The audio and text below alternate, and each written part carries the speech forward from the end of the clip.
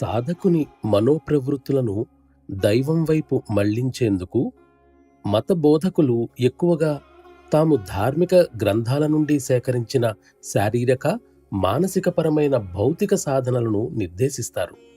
వాటిని ఆచరించటం చాలా కష్టమని భావించి ప్రజలు ముందుకు పురోగమించలేక అక్కడే ప్రారంభ దశలోనే నిరవధికంగా తచ్చాడుతూ ఉంటారు.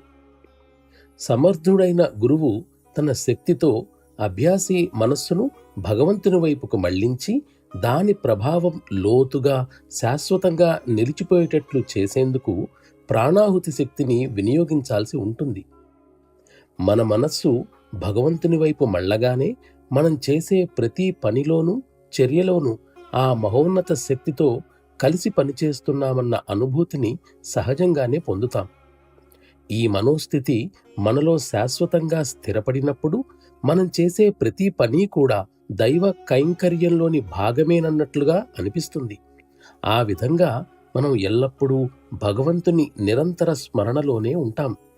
త్వరలోనే సాధకుడు తన హృదయంలోని అంతఃస్పందనలను అనుభూతి చెందనారంభిస్తాడు.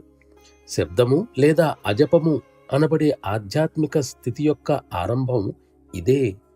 సక్రమమైన మార్గదర్శకత్వంలో సరైన మార్గాన ముందుకు సాగినట్లయితే ఈ స్థితి దానంతట అదే పెంపొందుతుంది.